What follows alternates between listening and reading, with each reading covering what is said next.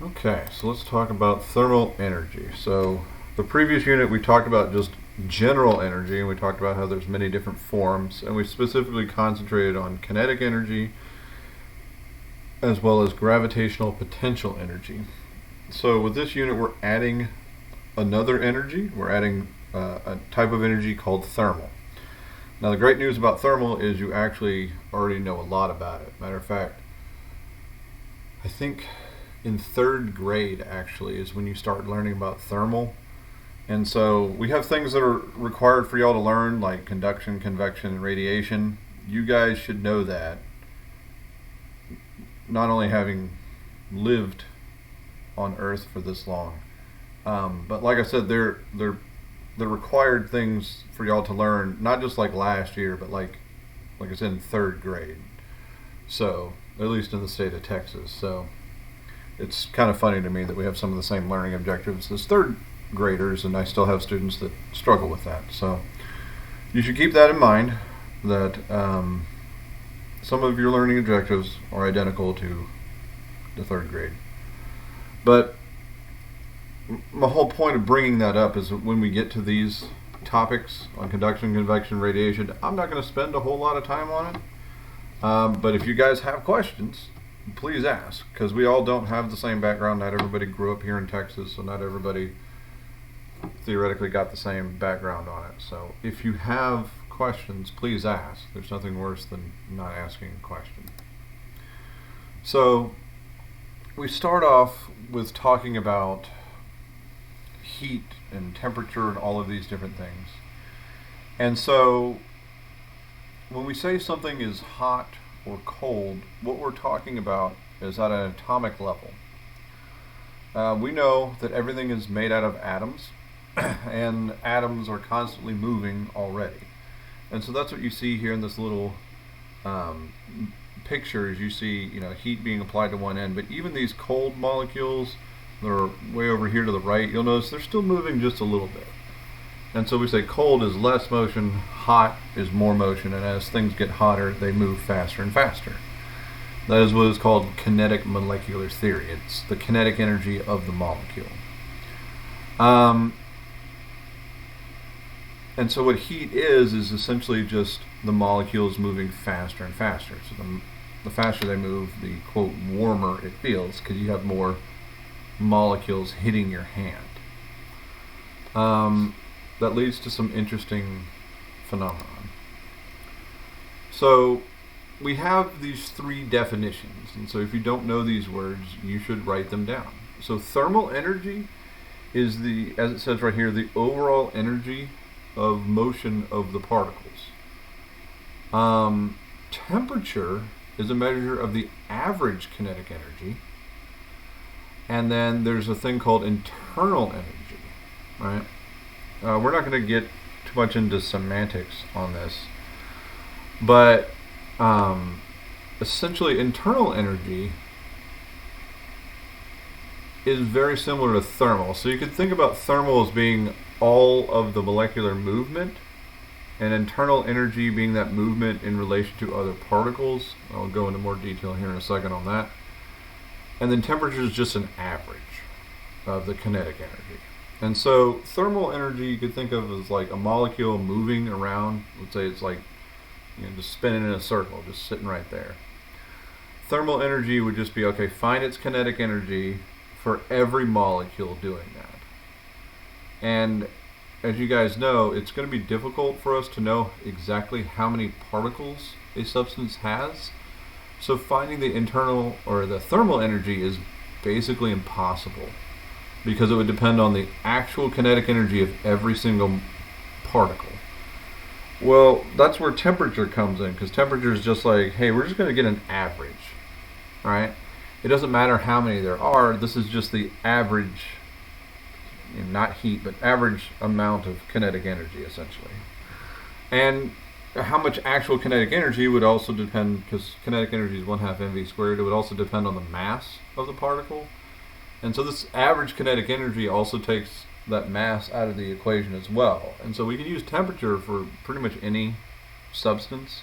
and we can go from substance A to substance B, substance C. We can get a temperature for all of it, and the same temperature of substance A and substance B, we all know what that means. If it's 65 degrees outside versus 32 versus 12, we know what the temperature is. But it can create some very different sensations depending on how many molecules are involved or the size of those molecules, which is where the thermal energy is coming in. Now, how is thermal different than internal? Well, thermal is, like I said, just kind of like that kinetic energy. And internal is, as it says here, is the motion, but also the position of those particles. Because it turns out that particles can have energy due to their position, and this is a little bit more complex. But basically, if you can think about two molecules that are like bonded together, like, so if you remember from chemistry, like a ionic bond or a covalent bond, like they have some sort of bond, then you can have one molecule, let's say, basically stationary, but the other one squeezing in really close to it. Well, at that point where they're squished really close together, they don't have much kinetic energy, so that wouldn't be thermal energy, but they do have what's called internal energy because they're squished together and they really don't want to be that close. And so given them some time, they'll kind of spring back out like a spring would. But when it's squished together like that, it's not considered thermal energy. It's just a different type of internal energy. Like I said, think of it kind of like a spring. Like, you can compress a spring, you can stretch a spring. And while the spring's in motion, yeah, it's got kinetic energy, but if you just squish it all the way up, that's not kinetic, that's potential or stored energy again. You don't really need to know the definition of thermal and internal energy. These aren't going to be like things that I quiz you guys over. But I want you guys to kind of understand these things so that as we talk, you can kind of understand why we're not going to talk about them very much. I mean, it depends on literally every molecule in the substance. That would be difficult. But temperature is nice and easy. But because we're losing some things with temperature, we lose some of our knowledge. So speaking of temperature, here's the three most common scales. I'm not going to go through all this. You guys can read. But Fahrenheit, Celsius, and Kelvin. Fahrenheit, for some reason, we still use in this country. There's only 3 countries on Earth that use Fahrenheit. America being one, Britain sort of at number 2, and the other one is Burma or Myanmar, which most of you have probably never heard of, but there was actually just a military coup there last week. And that's it. Those are the 3 countries that use Fahrenheit. Celsius is used by everybody else. And then Kelvin is a scale very similar to Celsius, but it's based on molecular movement. And you'll notice that with Fahrenheit and Celsius, they have these little degree marks. Kelvin doesn't have one. And you'll notice that something like a ruler like meters doesn't have a degree mark either, because it's a scale based on something. So like this one's based on salt and water, this one's based on water. Kelvin isn't based on anything, it's based on 0. Like a meter stick, you start measuring from 0 and go up. Well, Kelvin starts from 0 temperature and goes up. In order to have 0 temperature, well, I've already mentioned it's based on the average kinetic energy. So 0 Kelvin is what we call absolute 0. It's the point which all kinetic motion stops. The reason why these scales didn't use it before is because we didn't know such a thing existed, basically, when these scales were made. Which is why they have degree symbols instead of nothing. And so you'll notice Kelvin doesn't have a degree symbol because it's not a degreed scale. It's, it's like a meter stick. You just have that.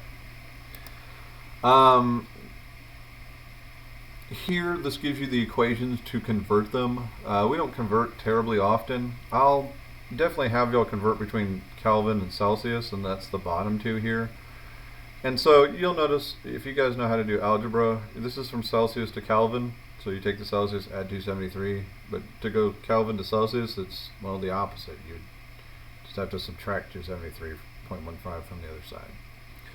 This is how you convert between Celsius and Fahrenheit, and because of the way the scales go, if I give you Fahrenheit, you have to go from Fahrenheit to Celsius, then to Kelvin. I'm not going to emphasize this too much, but if you guys don't know these things, you should write them down. Because remember, anything you have in your lab notebook is available to you later. So occasionally these things come up, but I don't like asking these questions because I think they're dumb. But, that's one of the things the state requires for us to do is to convert measurements. And speaking of converting measurements, looking at some of y'all's work that you've done on previous audits, that's one of the reasons why most of y'all are missing questions, is you're just taking the numbers and just mashing them into a calculator with absolutely no thought. A lot of students are missing things because they're forgetting to convert, say, centimeters to meters. If you don't convert your units, you're going to get it wrong. So I don't like doing too many unit problems, and there aren't that many in there, but it is a requirement. So they're there. So here it gives us a few questions. I'm not going to spend a whole lot of time on this because, you just plug stuff in. Question 1, it says, is negative 40 degrees C at Mont Blanc and negative 40 degrees at Mount Whitney. Which mountain is colder? It turns out they're the same temperature. Let me go back here. They're the same temperature. That's the magical temperature, negative 40 Celsius, negative 40 Fahrenheit. When you do this little conversion factor here, it just works out to be the same number. What is 0K in Fahrenheit? To do that one, you first have to convert to Celsius. And so to convert to Celsius, you just plug it in here. Okay, well, I guess we got to start with, we got to go from Kelvin to Celsius. So we go from Kelvin, this would be 0. So minus 273.15 would give you negative 273.15. So then you plug that in here, and you go, okay, I got negative 273.15. Then I'm going to, as it says right here, multiply by 9/5, so times 9 divided by 5. We'll give you negative 491, and then you can add 32 to that. So 0 Kelvin in Fahrenheit is negative 459.67, if that is helpful. And again, you can just prove that. And then what's 100 degrees Fahrenheit in Celsius? Well, all of this should be in the presentation mode of this, which is why I'm not going through typing out the answers or writing them out. But to convert that, you just start with the Fahrenheit one, you subtract 32, so do 100 minus 32 and get 68, and then multiply it by 5/9. And in that case, so times 5 divided by 9, you get 37. And so, 100 degrees Fahrenheit, that's pretty close to human body temperature. So it's like 37 degrees Fahrenheit is human body temperature in Celsius. So here's the part where you guys should really know some things about heat movement. So heat is different than temperature, and it's different than internal energy and all that stuff. Heat is specifically the transfer of energy. It's very similar to work. Where work was the transfer of energy of applying a force over distance. Heat is the transfer of energy, specifically thermal energy. And the way heat works is heat will transfer from a hot object to a cold object every time, naturally, and will continue until they're at the same temperature. When they hit the same temperature, we call that thermal equilibrium. So if you see the word thermal equilibrium, it means common temperature, same temperature, equal temperature, whatever you want to call it.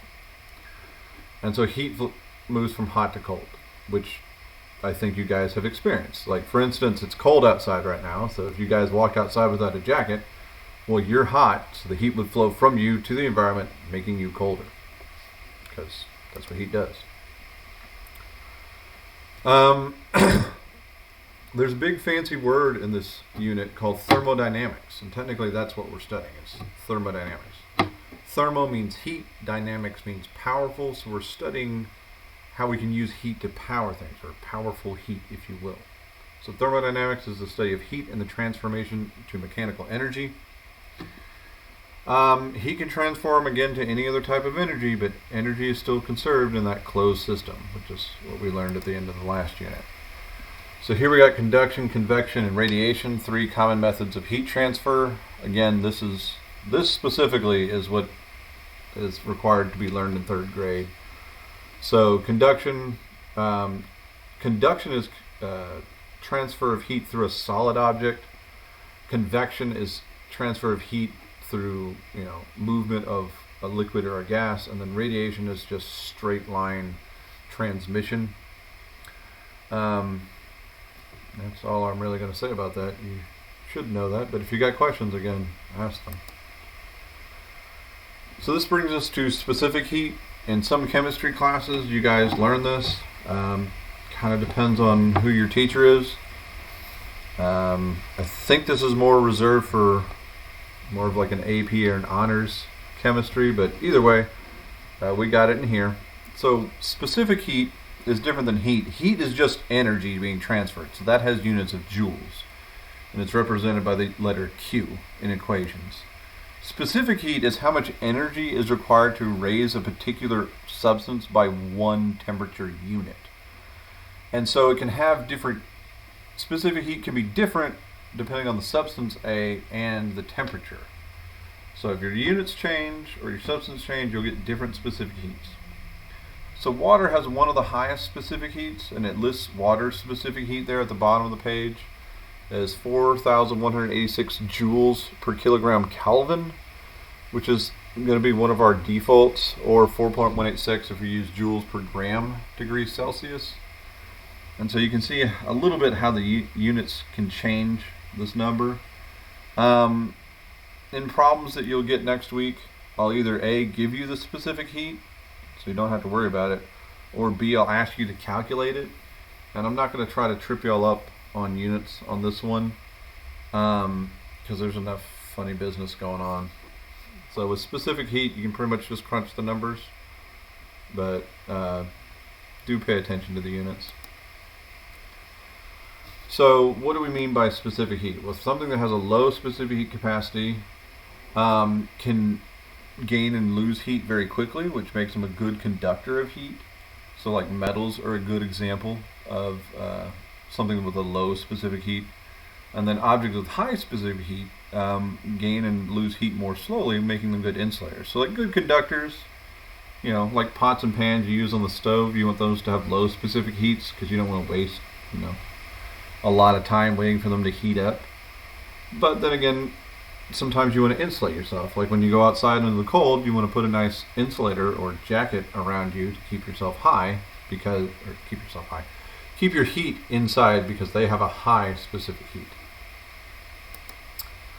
So this equation here is our equation for heat and specific heat relating them. So I already mentioned that heat, letters Q, capital Q is heat.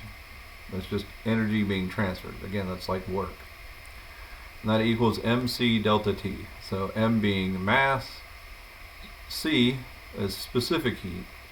And usually it'll have a subscript for like specific heat of water, it'd be like C sub W, or specific heat of aluminum would be C sub A. And then delta T is your change in temperature.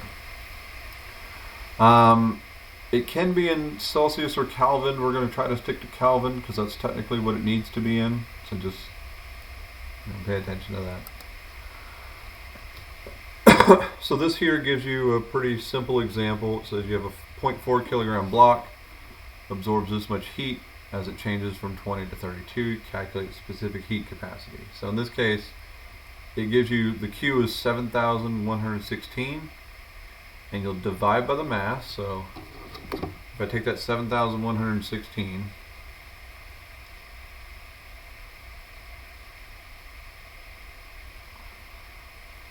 divide by 0.4, you should get 17,540. Okay, well now you want to calculate specific heat capacity, so now I have to get rid of this change in temperature. So I'll look at my change in temperature and do final minus initial, because it's a delta, so do 32 minus 20. So 32 minus 20 is 12. So I'll take my 17,000 and then I'll divide that by the change in temperature, which should be 12, which will give me about 1,462 joules. So the answer should be A. So I'm not working this out because, again, I want you guys to take some time on your own and look at that. When you look back at this, you should be able to do this problem. Here, these next couple of slides are pretty simple. It says internal energy and heat. Which direction does heat flow? It flows from hot to cold. And this is kind of neat because it kind of gives you an idea about the molecules. Like here, the hot molecules in the juice hit the wall, which end up being warmer, which then would end up heating the water outside. But as this energy goes from inside to outside, it loses that energy until they, again, become the same temperature. And then we're at thermal equilibrium there. Newton's law of cooling, you don't really have to learn this because we're definitely not learning the equation, but basically Newton's law of cooling is that the greater difference in their temperature, the faster things will cool. So, if you have something that's, 30 degrees and you put it next to something that's 32 degrees, they'll eventually come to the same temperature, but it takes almost as long as something that's like 100 degrees next to 30 degrees because the rate of transfer is very small for close temperatures, but very high for large temperature differences. Yeah, that's about it. This looks like a big old thing here. Don't worry too much about this, but this is the law of conservation of energy, which we've already done. And that was E equaling E, energy before equals energy after, and that's essentially what's going on here, but we're adding this extra energy in here for thermal. And so basically this is just energy is neither created nor destroyed. So it can be transferred from one form to another. This bottom junk down here is just it being transferred from one form to another. So there's that. There are several different laws of thermodynamics. We're going to focus on the first two. This song here, which I'm not going to play for you, you can play on your own. It was actually a song that was performed on Broadway about the laws of thermodynamics. And if you actually understand what they're saying in there, then you have a pretty good understanding of the concepts of thermodynamics. So what are the laws of thermodynamics? Well, the first law is that heat, the total, let me start right here. The total increase in the thermal energy of the system is the sum of the work done and the heat added to it. That is the law of conservation of energy, just restated. That you can do work on a system or you can heat it up, but the total energy remains constant. Like if you put energy into there, you know how much you put in. If you take energy out, you know how much energy you take out. So sometimes you can say that heat is work and work is heat. That's another way of saying the first law. But the first law is really just the conservation of energy again. So an example of that, it says you have 100 joules of gas in a car and the car does not move, versus 100 joules of gas in a car that does 55 joules of work. Well, they both have 100 joules, but in this case, it's going to use some to actually move it. So in the end, I'll go back here. In the end, you end up with the same number, 100 joules, just in this case it's not moving. In this case it does 55 joules of work, so that means you still have 45 left in terms of your gas energy, but then you should have 55 now in the motion of your car. So, and I specifically talk about cars because cars have what are known as a heat engine, and we'll get to that in a second. The second law of thermodynamics, again, you guys already know this. Heat flows from hot objects to cold objects. That's just what happens. So heat naturally goes from hot to cold, but another consequence of the second law is that whenever you transfer heat or transfer energy from one form to another, it's never going to be 100% efficient. You're always going to lose some to heat. And so what's interesting is you have things like a refrigerator that pumps heat from inside your fridge to outside your fridge. But whenever it does that, it's not just taking the heat from your fridge and dumping it in your kitchen. It's also heating up your kitchen just by being on, because you never get 100% energy transfer. So extra heat is always created. So same deal with your air conditioner. It can cool your house by taking the heat inside and dumping it out, but then it's also a machine doing work, so it's also creating heat. So you're heating up the environment by turning on your AC. Heat transfer and thermal conductivity, pretty straightforward heat transfer. Just heat's going to transfer when you put two objects in thermal contact. How quickly that happens? Well, it depends on what we call thermal conductivity. And thermal conductivity is just how quickly the heat transfers. But specific heat is, again, how hard or easy it is to heat up a substance. So there's a lot of definitions in these notes. I'm going through them kind of fast, so make sure you can come back later or whatever and write these down if you need to. Another definition is entropy. It's a measure of disorder. All things in nature become more and more disordered. So you start with order and you move to disorder. It's a consequence of the second law, because heat is always created. You can't ever make everything perfectly straight and lined up. So if you think about gasoline, you can use gas to make your car go forward, and you can recover that energy from the motion of the car, but you can't put it back to being gas. Like, once you burn the gasoline, it doesn't go back. That's essentially what entropy is. Entropy is also known as disorder or chaos. And if this is a lot to absorb, I agree, it is. One of the nice things is next week, when we do our second set of notes, those notes really don't involve anything. I'm basically giving you the entire unit for thermal right now, and then we'll have time to digest over the next couple of weeks. So again, entropy is transferring energy from a high entropy system to low entropy. That is what the second law is doing. You're going from a lot of heat and spreading it out. So you can think about like heat being all in your cup of coffee, and then over time the heat leaves your cup of coffee and heats up the room. Well, high entropy would be all that heat being in the cup, and then low entropy is when it's been spread out through the whole room. So again, that's just the second law. Changes of state, again, you guys should know about the states of matter from previous grades. Solid, liquid, gas.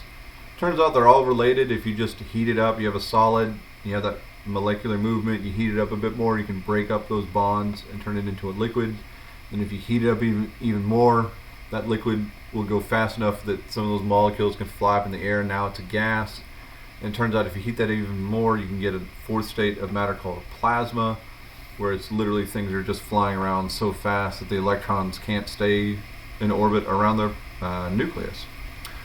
There are other states of matter, but these are the 3 plus plasma, 4, I guess, basic states of matter.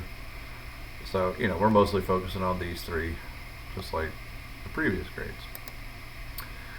And this here's the last slide. This talks about an adiabatic process.